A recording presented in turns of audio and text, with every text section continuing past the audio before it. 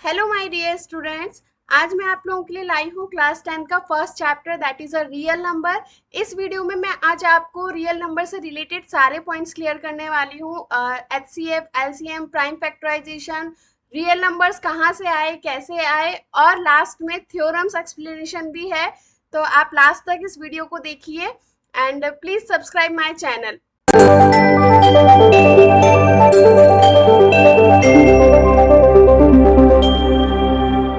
तो आज का हमारा टॉपिक है रियल नंबर्स, क्लास 10 का चैप्टर नंबर 1।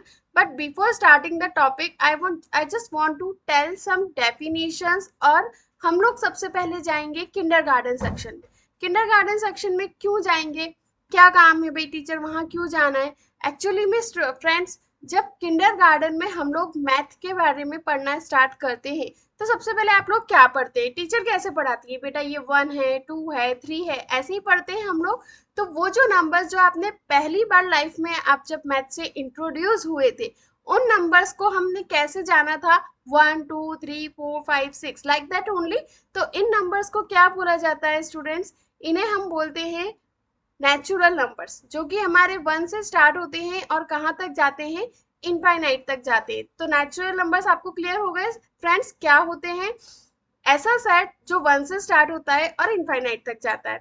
इसके बाद आता है हमारे पास होल नंबर्स। होल नंबर्स क्या होते हैं? कुछ नहीं, नेचुरल नंबर्स ही हैं, सिर्फ उसमें हमें एक और डिजिट ऐड करना होता है जो कि हमारे पास होता है 0। अगर आप नेचुरल नंबर्स में 0 को ऐड कर दोगे तो वो सेट बन जाता है होल नंबर्स का। मतलब कि होल नंबर्स 0 से स्टार्ट होते हैं और इनफाइनाइट तक जाते हैं। इसके बाद हमारे पास आते हैं इंटीजर्स। अब मेरे पास नेचुरल नंबर्स हो गए जो कि 1 से स्टार्ट होते हैं, उसके बाद मेरे पास होल नंबर्स हो गए जो 0 से स्टार्ट होते हैं, दोनों भी इनफाइनाइट तक जाते हैं। अब मेरे पास बचा क्या? पॉजिटिव पार्ट मैंने कवर कर लिया है, मेरे पास बचा है नेगेटिव पार्ट। इसलिए मैं क्या करूंगी, मैं यहाँ पर नेगेटिव पार्ट भी इंक्लूड कर लूंगी। और ये नेगेटिव पार्ट जो कि हमारा माइनस इनफाइनाइट से लेके प्लस इनफाइनाइट तक जाता है, इसे बोला जाता है इंटीजर।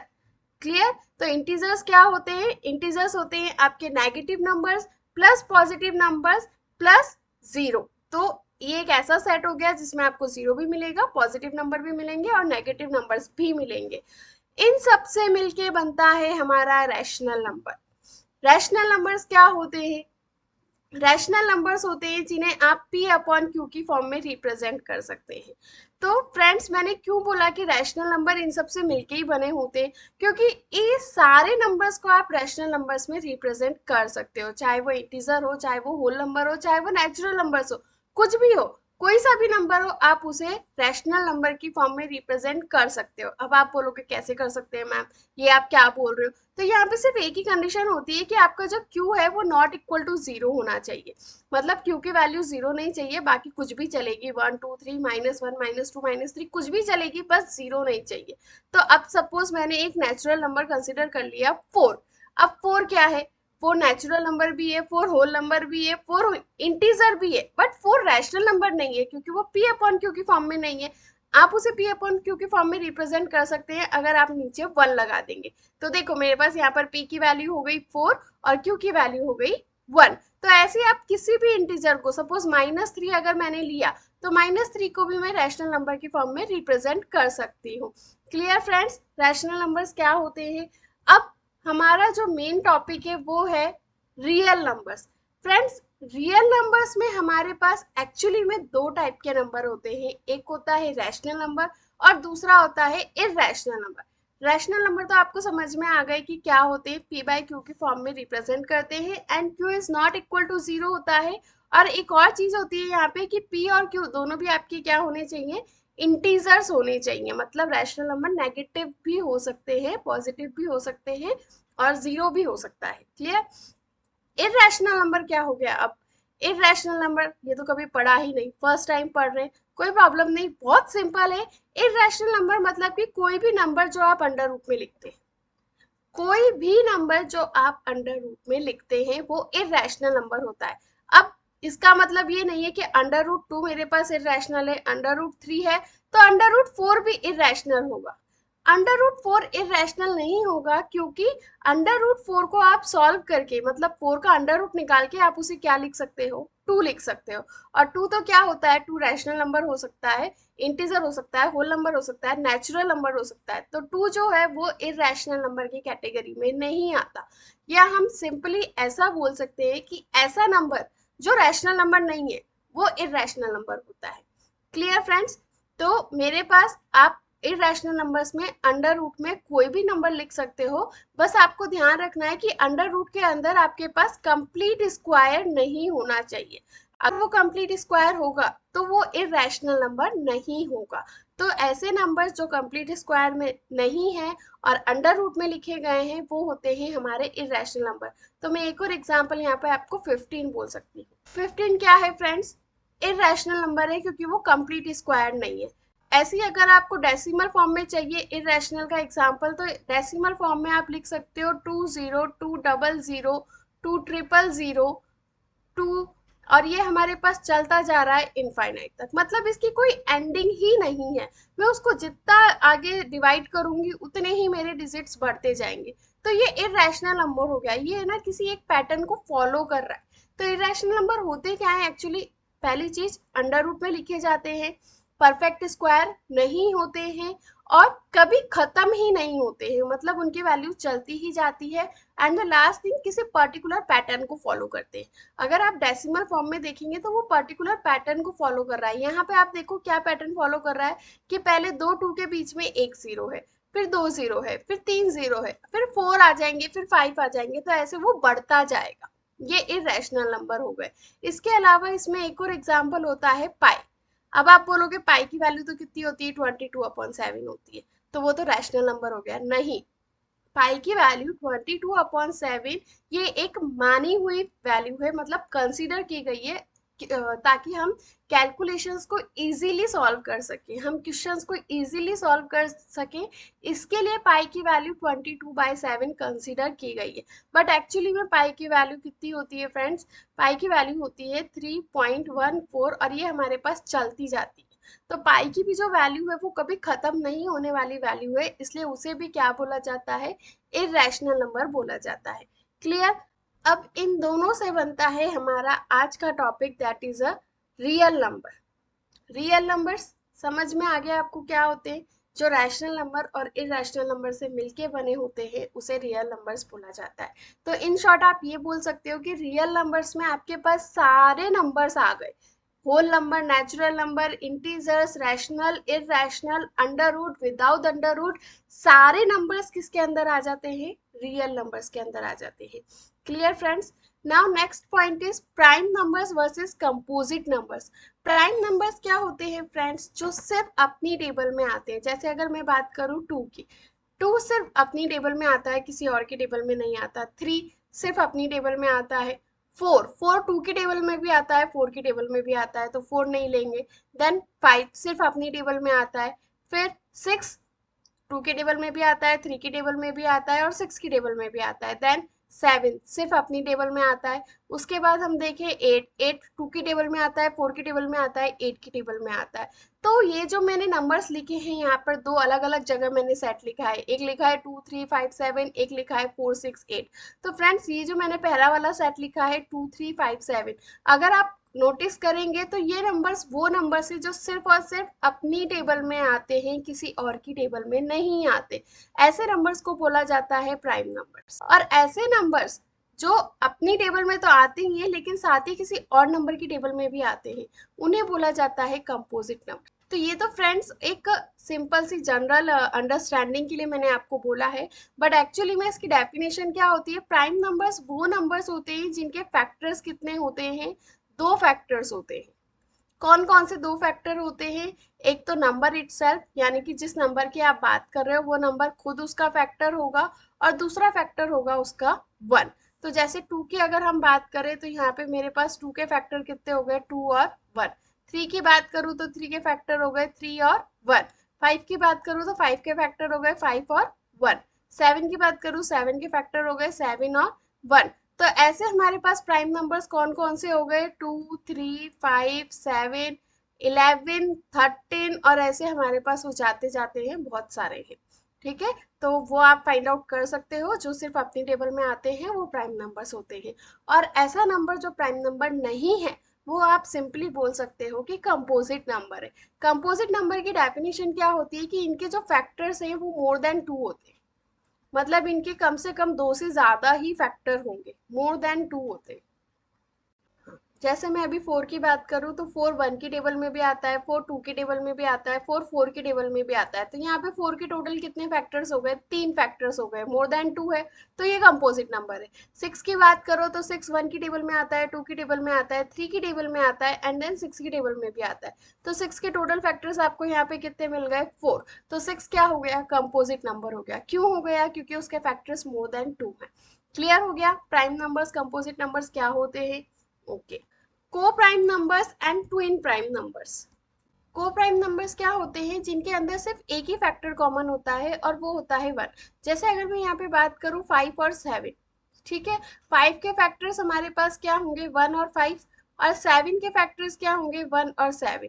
अगर आप देखें तो इन दोनों में एक ही फैक्टर कॉमन है, 1। तो 5 और 7 यहाँ पर क्या हो गया, आपके पास को प्राइम नंबर्स हो गया, क्योंकि इनके अंदर एक ही फैक्टर कॉमन आ रहा है। दूसरी बात, ट्विन प्राइम नंबर्स क्या होते हैं, ऐसे प्राइम नंबर्स जिनके बीच में डिफरेंस 2 का है, मतलब जैसे कि 3 और 5, 5 माइनस 3 का डिफरेंस कितना होता है, 2 का डिफरेंस होता है। तो ये मेरा एक ट्विन प्राइम नंबर का सेट हो गया। 5 और 7 दोनों भी प्राइम नंबर्स है और दोनों के बीच में डिफरेंस कितना है, 2 का, तो ये भी मेरा ट्विन प्राइम नंबर्स हो गया। तो को प्राइम नंबर्स जिनके अंदर एक ही फैक्टर कॉमन होता है और वो कॉमन फैक्टर भी कौन सा होता है, 1। ट्विन प्राइम नंबर्स ऐसे प्राइम नंबर्स जिनके बीच में 2 का डिफरेंस है, वो ट्विन प्राइम नंबर्स होते हैं। इन दोनों में एक और डिफरेंस होता है फ्रेंड्स, कि जो को प्राइम नंबर्स है, इट इज नॉट कंपलसरी कि वो हमेशा प्राइम नंबर्स ही हो, वो कंपोजिट नंबर्स भी हो सकते हैं। जैसे मैं 7 के साथ मैंने समझो 12 कंसीडर कर लिया यहाँ पे फ्रेंड्स, 7 और 12। 7 के फैक्टर कितने होंगे, 1 और 7। 12 के फैक्टर कितने होंगे, 1 2 3 4 6 और 12, ये हमारे 12 के फैक्टर हो गए।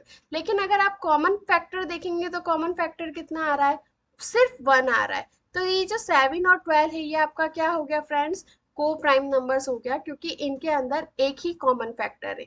लेकिन जो ट्विन प्राइम नंबर्स होते हैं वो हमेशा या ऑलवेज वो सिर्फ और सिर्फ क्या होंगे, प्राइम नंबर्स के ही सेट होंगे। मतलब यहाँ पर आप 7 और 12 को कंसिडर नहीं कर सकते।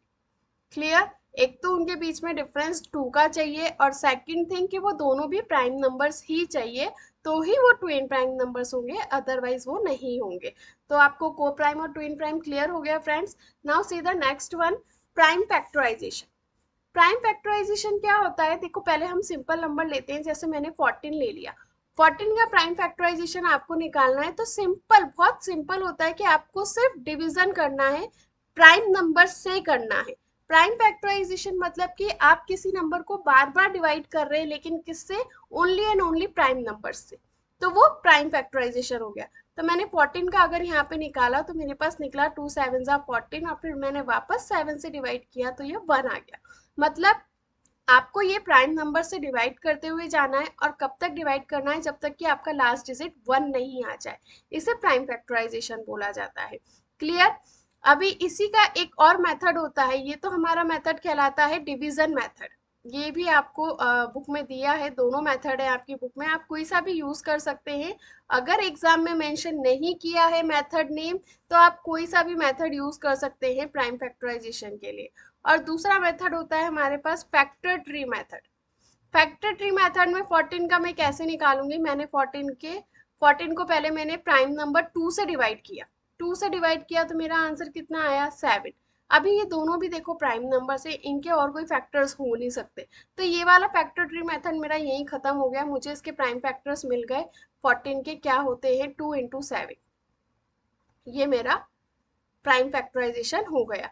एक और एग्जांपल हम लेते हैं, सपोज मैंने एग्जांपल लिया 600 का, ठीक है, तो 600 का हम यहाँ पे प्राइम फैक्टराइजेशन निकालते हैं। सबसे पहले हम प्राइम फैक्टर सबसे पहले हम प्राइम नंबर से डिवाइड करेंगे, तो पहला प्राइम नंबर 2 कंसीडर है, 2 से किया, 2 3 6 0, अगेन 2 से डिवाइड किया, कितना आया 150।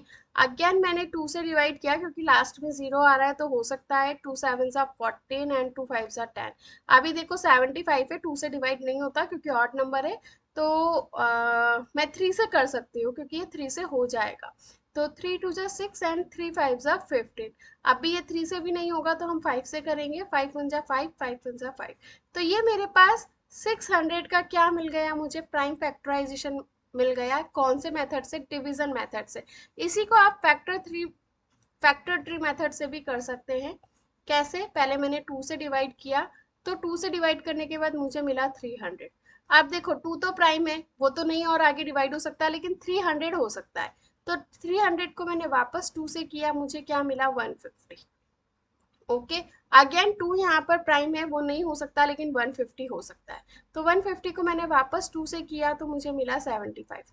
वापस यहाँ पर आपके पास 2 प्राइम नंबर है, वो नहीं डिवाइड होगा, 75 को करेंगे। 75 को आपने 3 से डिवाइड किया तो आपको मिला 25। 3 आपका प्राइम फैक्टर है तो नहीं डिवाइड हो सकता। 25 को करेंगे तो 25 का आंसर आ गया आपके पास, 5 5 जा 25। तो ये जो आपने नंबर्स यहाँ पर देखे फ्रेंड्स, ये 2 2, ये 2 3 5 और 5, ये सारे नंबर्स आपके क्या हैं, प्राइम फैक्टराइजेशन है। किसके, 600 के। तो 600 का प्राइम फैक्टराइजेशन मेरे पास क्या हो गया, 2 into 2 into 2 into 3 into 5 into 5। ये मेरे पास हो गया 600 का प्राइम फैक्टराइजेशन। क्लियर है फ्रेंड्स, प्राइम फैक्टराइजेशन क्या होता है। दो मेथड होते हैं, division method, factor tree method. Normally division method ही यूज किया जाता है। अगर आपको क्वेश्चन पेपर में मेंशन नहीं है कौन सा मेथड यूज करना है तो आप कोई सा भी मेथड यूज कर सकते हैं, जिसमें आप कंफर्टेबल है आप वो यूज कर सकते हैं। क्लियर। नेक्स्ट पॉइंट है हमारा HCF एंड LCM। HCF क्या होता है, हमारे पास HCF होता है highest common factor. Common factors तो आपको पता ही होंगे, अभी हमने फैक्टर्स निकालने सीखे। उन फैक्टर्स के अंदर जो कॉमन है उसे कॉमन फैक्टर बोला जाता है, और उन कॉमन फैक्टर्स में जो सबसे ज्यादा हाईएस्ट है वो HCF होता है। And LCM is a least common multiple. तो HCF is highest common factor and LCM is least common multiple. अब सपोज करिए कि मुझे यहाँ पर HCF और LCM निकालना है। ठीक है, यहाँ पर मैं एक एग्जांपल कंसीडर करती हूँ कि मुझे HCF और LCM निकालना है 12, 48 और 60 का। तो पहले हम 12, 48 और 60 का प्राइम फैक्टराइजेशन निकाल लेते हैं। कितना आएगा, 2 6 जा 12, 2 3 जा 6, 3 1 जा 3। अभी मैं 48 का भी निकाल लेती हूँ ऐसे ही। 2 2 जा 4, 2 4 जा 8, 2 1 जा 2, 2 2 जा 4, 2 6 जा 12, 2 3 जा 6, 3 1 जा 3। Okay, and last one is a 60। सो 60 का भी मैंने निकाल लिया। 30, 15, 3 5 जा 15 एंड 5 1 जा 5। तो मेरे पास यहाँ पे 12 के क्या फैक्टर्स आए, 2 इंटू 2 इंटू 3। 48 के फैक्टर्स आए मेरे पास 2 into 2 into 2 into 2 into 3। And 60 के फैक्टर्स मेरे पास आए 2 इंटू 2 इंटू 3 इंटू 5। तो मैं यहाँ पर इनको पावर नोटेशन में भी लिख सकती हूँ। ये है 2 का स्क्वायर इंटू 3, यहाँ पर है मेरे पास 2 रेज टू 4 इंटू 3, और यहाँ पर है मेरे पास 2 का स्क्वायर इंटू 3 इंटू 5। क्लियर। ये मैंने यहाँ पर 12, 48 और 60 तीनों के फैक्टर्स निकाल लिए। अब HCF क्या होता है, HCF का मतलब होता है कि हाईएस्ट कॉमन फैक्टर। तो यहाँ पर हम देखेंगे कि ऐसा कौन सा इनके अंदर कॉमन फैक्टर है जो सबसे ज्यादा है। तो जब भी आप हाईएस्ट कॉमन फैक्टर निकालते हैं ना, हमेशा याद रखो कि आपकी वैल्यू कम निकलेगी, और जब आप लीस्ट कॉमन मल्टीपल निकालोगे तो वो ज्यादा निकलेगी, क्योंकि वो मल्टीपल है, मल्टीप्लाई करके निकली जाती है। तो LCM हमेशा आपका ज्यादा निकलेगा, HCF हमेशा आपका कम निकलेगा। ओके, तो अभी यहाँ पर देखो मेरे पास अगर मैं कॉमन की बात करूँ तो 1 और 2, 1 और 2, 1 और 2, तो मेरे पास कितने 2s कॉमन आ रहे हैं, 2, 2 इंटू 2। ठीक है, इसके बाद मेरे पास एक 3 भी तीनों में कॉमन आ रहा है, तो 3 भी मैं यहाँ पे लिख देती हूँ। तो 2 का स्क्वायर इंटू 3 ये मेरे पास कॉमन आ गया, मैं इसको लिख सकती हूँ 4 3 जा 12। तो मेरा HCF कितना आ गया, 12। अभी देखो एलसीएम के लिए हम क्या करेंगे, हाईएस्ट पावर लेंगे। 2 की हाईएस्ट पावर कितनी थी, 4, तो 2 raised to 4 इंटू 3 की हाईएस्ट पावर थी 1 एंड 5 की हाईएस्ट पावर थी 1। मतलब जितने भी प्राइम नंबर्स आपके टोटल कैलकुलेशन में यूज हुए हैं उन सब की हाईएस्ट पावर आपको लेनी होती है एलसीएम में, ठीक है। तो 2 रेज टू 4 कितना हो गया, 16 इंटू 3 इंटू 5, 16 3 = 48 एंड 48 इंटू 5 आप कर लो, आपको क्या मिल गया यहाँ पर, एलसीएम मिल गया। तो आपका एलसीएम कितना आ गया यहाँ पे फ्रेंड्स, 240। क्लियर। क्या करा मैंने पहले 12, 48 और 60 तीनों का प्राइम फैक्टराइजेशन करा। प्राइम फैक्टराइजेशन निकालने के बाद मैंने उनके फैक्टर्स लिखे। फैक्टर्स में लिखने के बाद मैंने एचसीएफ निकालने के लिए जो उनका कॉमन फैक्टर था उसकी लोएस्ट पावर लिखी। मतलब 2 देखो सब में आ रहा है, तो 2 की लोएस्ट पावर कितनी है, एक जगह 2 की पावर रेज 2 है और एक जगह 2 की पावर 4 है, तो लोएस्ट पावर कितनी है, 2, तो मैंने 2 का स्क्वायर यहाँ पे लिख दिया। इसके बाद 3 भी मेरा एक है जो तीनों नंबर्स में आ रहा है, तो 3 की लोएस्ट पावर कितनी है, 1, तो मैंने 3 लिख दिया। इनका मल्टीप्लीकेशन निकाला 12, 12 आपका क्या आ गया, एचसीएफ। एलसीएम क्या होता है कि आपके जितने भी प्राइम नंबर्स आपने यूज करे हैं प्राइम फैक्टराइजेशन में उन सब की हाईएस्ट पावर आपको लेनी होती है। तो यहाँ पे मैंने 2 यूज किया, 3 किया, 5 किया। 2 की हाईएस्ट पावर 4 मैंने लिख दी, 3 की हाईएस्ट पावर 1 लिख दी, 5 की हाईएस्ट पावर 1 लिख दी। देखो 5 जो है वो सब में नहीं आ रहा है, लेकिन किसी एक में तो आ रहा है ना, तो आपको वो एलसीएम में यूज करना पड़ेगा।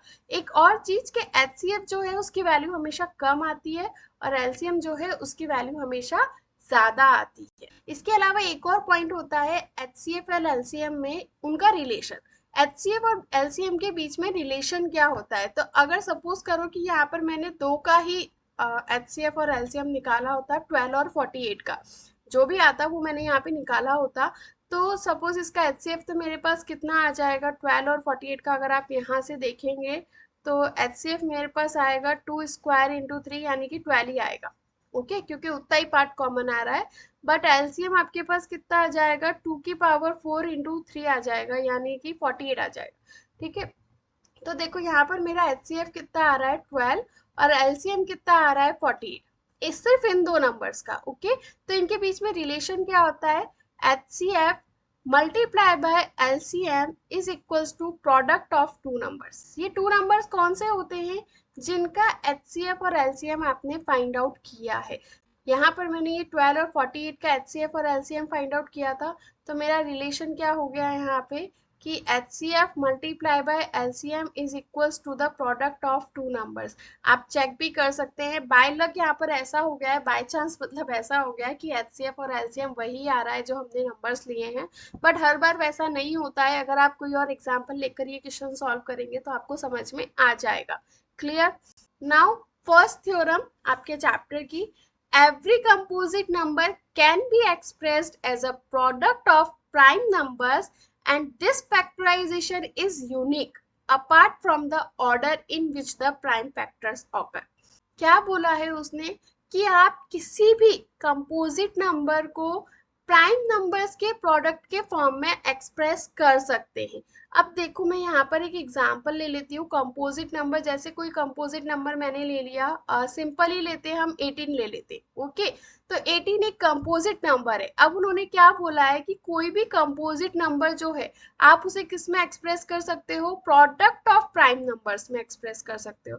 तो मैंने यहाँ पर 18 का अगर प्राइम फैक्टराइजेशन आप निकालेंगे तो 18 का प्राइम फैक्टराइजेशन कितना आता है, देखो 2 9 ज़ा 18 एंड देन ये 3 से डिवाइड होगा, 3 3 ज़ा 9, 3 1 ज़ा 3, यानी कि मैं 18 को यहाँ पर क्या लिख सकती हूँ, 2 इंटू 3 इंटू 3। क्या बोला उन्होंने, कंपोजिट नंबर है उसे आप एक्सप्रेस कर सकते हो प्रोडक्ट ऑफ प्राइम नंबर्स में। 18 क्या है मेरे पास, कंपोजिट नंबर से, 2 3 3 क्या है मेरे पास, प्राइम नंबर से, बीच में मैंने क्या यूज करा है, मल्टीप्लीकेशन यानी कि प्रोडक्ट। तो जो आपकी थ्योरम बोल रही है वो हमने करके दिखा दिया कि आप किसी भी कंपोजिट नंबर को प्राइम नंबर्स के प्रोडक्ट के फॉर्म में एक्सप्रेस कर सकते हो। And this factorisation is unique. Unique का मतलब ये है कि जब भी आप 2 इंटू 3 इंटू 3 को मल्टीप्लाई करेंगे आपका आंसर हमेशा 18 ही आएगा। तो 18 के लिए ये जो प्रोडक्ट ऑफ प्राइम नंबर है ये यूनिक है, ये सेम प्रोडक्ट आपको किसी और कंपोजिट नंबर के लिए नहीं मिलेगा। ये आपकी फर्स्ट थ्योरम बोल रही है। मतलब ऐसा नहीं है कि मैं जब 2 × 3 × 3 को वापस या इनका ऑर्डर चेंज करके, सपोज अभी मैं इसको ऑर्डर चेंज कर देती हूँ और ऐसे लिख देती हूँ 3 × 2 × 3, तो अभी कितना हो गया, 3 × 2 = 6 एंड 6 × 3 = 18। तो मतलब अभी मैंने इनका ऑर्डर चेंज कर दिया तो मेरा कंपोजिट नंबर चेंज हो जाएगा, वैसा नहीं है। किसी भी कंपोजिट नंबर को आप प्राइम नंबर्स के प्रोडक्ट के फॉर्म में एक्सप्रेस कर सकते हो, और वो जो फैक्टराइजेशन होता है वो उस कंपोजिट नंबर के लिए यूनिक होता है। मतलब वो सिर्फ और सिर्फ उसी कंपोजिट नंबर के लिए शो होगा, किसी और के लिए नहीं होगा। Apart from the order in which the prime factors occur. Order it means, देखो अभी पहले मैंने यहाँ पे मल्टीप्लाई करके लिखा था ये 2 × 3 × 3। अभी मैंने क्या कर दिया, 3 × 2 × 3 कर दिया। अभी मैं चाहूँ तो इसको 3 × 3 × 2 भी कर सकती हूँ। तो यहाँ पर वो क्या बोल रहा है कि ऑर्डर इंपॉर्टेंट नहीं है प्राइम नंबर्स का। आप किसी भी ऑर्डर में इंपॉर्टेंट मल्टीप्लीकेशन करो, आंसर वही कंपोजिट नंबर आएगा। क्लियर है फर्स्ट थ्योरम? क्या बोला उन्होंने, कंपोजिट नंबर है, प्राइम नंबर्स के प्रोडक्ट के फॉर्म में एक्सप्रेस कर सकते हैं, वो फैक्टराइजेशन उस कंपोजिट नंबर के लिए यूनिक होता है, और इसके अलावा वहां पर उसके ऑर्डर का इंपॉर्टेंस नहीं होता है, प्राइम नंबर्स के ऑर्डर का इंपॉर्टेंस नहीं होता है। Clear? Now see friends, theorem 1.2, let P be a prime number if P divides A। क्या बोल रहा है वो आपको कि P जो है वो A स्क्वायर को डिवाइड कर रहा है, then P divides A also. मतलब कि अगर कोई इंटीजर है जो अगर कोई P प्राइम नंबर है हमारे पास और वो A स्क्वायर को डिवाइड कर रहा है तो वो A को भी डिवाइड करेगा, ये आपकी थ्योरम बोल रही है। तो यहाँ पर मैंने एक प्राइम नंबर P कंसीडर कर लिया, सपोज 3। ठीक है, अभी a की वैल्यू में कंसीडर करती हूँ, वो क्या बोल रहा है, p डिवाइड्स a स्क्वायर है, तो मैंने a यहाँ पर कंसीडर कर लिया 9। ओके, अभी उसने बोला है कि ये जो 3 है वो a के स्क्वायर को, a का स्क्वायर कितना होगा हमारे पास, 9 9 = 81। वो क्या बोल रहा है कि अगर आपका p यानी कि 3 किसको डिवाइड कर रहा है, 81 को, ठीक है, a स्क्वायर को क्या कर रहा है, वो p जो है वो किसे डिवाइड कर रहा है आपके पास, a को, a स्क्वायर को डिवाइड कर रहा है। तो p जो है वो किसे डिवाइड करेगा, 9 को भी डिवाइड करेगा। मतलब कि p divide a also. Clear? क्या बोला उन्होंने कि अगर आपका कोई प्राइम नंबर है p जो कि किसी स्क्वायर नंबर को डिवाइड कर रहा है तो वो उसके स्क्वायर रूट को भी डिवाइड करेगा, ये आपकी थ्योरम बोल रही है। बट द कंडीशन इज कि a जो है वो कैसा होना चाहिए, पॉजिटिव इंटीजर होना चाहिए। मतलब आप यहाँ पर a की वैल्यू -9 कंसिडर नहीं कर सकते, आपको 9 ही कंसिडर करनी है। अगर वो a स्क्वायर यानी कि 81 को डिवाइड कर रहा है तो वो a यानी कि 9 को भी डिवाइड करेगा, ये आपकी थ्योरम है।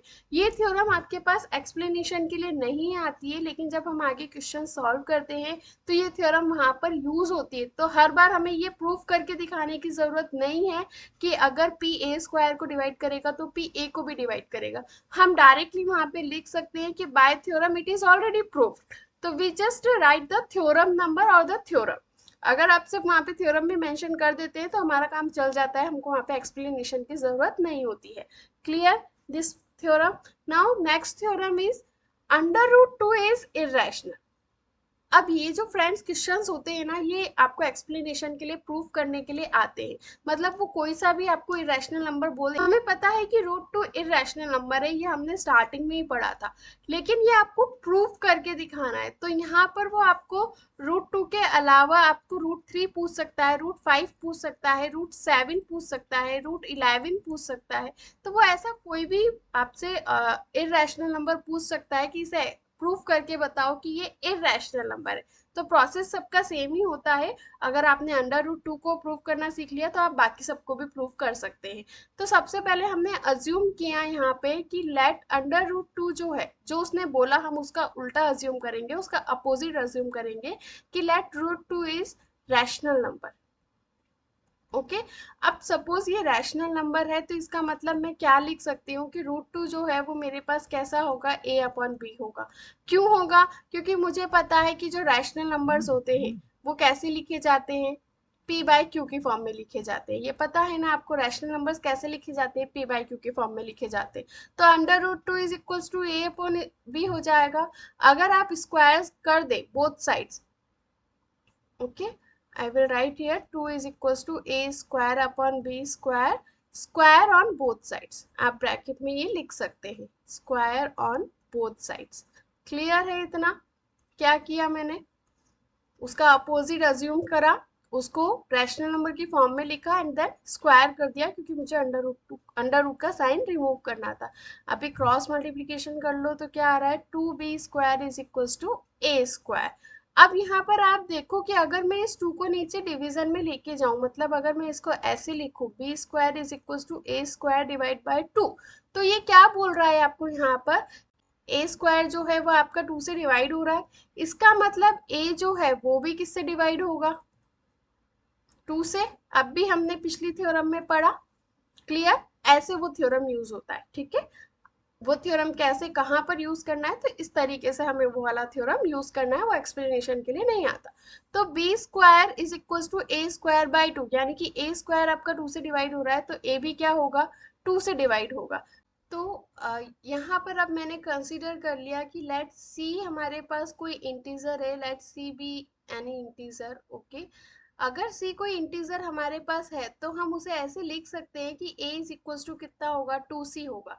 क्यों होगा ऐसे, क्योंकि a जो है वो 2 से डिवाइड हो रहा है। अभी मैंने यहाँ पे बोला कि a डिवाइड्स बाय 2, तो अगर a 2 से डिवाइड हो रहा है और आप 2 को किसी भी इंटीजर से मल्टीप्लाई कर रहे हैं, तो वो भी एक को डिवाइड करेगा ही सही, क्योंकि 2 ऑलरेडी डिवाइड कर रहा है। तो यहाँ पर मैंने लिख दिया a is equal to 2c। अब यहाँ पर मैं इसको स्क्वायर कर देती हूँ, a square is equal to 4c square, आप ब्रैकेट में यहाँ पे लिख दो स्क्वायर ऑन बोथ साइड्स। अभी आपने ये लिखा, तो यहाँ पर मैं ए स्क्वायर की वैल्यू अगर आप देखें तो ये इक्वेशन नंबर 1 में मेरे पास ए स्क्वायर की वैल्यू थी, तो from equation number 1 I can put the value of A square. अगर आप ए स्क्वायर की वैल्यू यहाँ पे पुट करते हैं तो कितनी आती है आपके पास, 2b square is equals to 4c square. ये 2 से 2 आपका कैंसिल हो गया, तो कितना बचा आपके पास, b square is equals to 2c square. Clear, यहाँ तक क्या करा मैंने। अब देखो, अगर मैं इसको थोड़ा सा चेंज करके लिखूं तो मैं इसको ऐसा लिख सकती हूँ, b square divide by 2 is equal to c square, right. इसका मतलब क्या हो गया कि जो बी स्क्वायर है वो 2 से डिविजिबल है। अगर बी स्क्वायर 2 से डिविजिबल है तो इसका मतलब क्या, हम ब्रैकेट में लिख सकते हैं बी स्क्वायर डिवाइड बाय 2। तो इसका मतलब जो b है वो भी क्या होगा, 2 से डिवाइड हो सकता है, b भी क्या होगा, 2 से डिवाइड हो सकता है। ये अभी हमने थ्योरम में प्रूफ किया है। अगर b स्क्वायर 2 से डिविजिबल है तो b भी 2 से डिविजिबल होगा।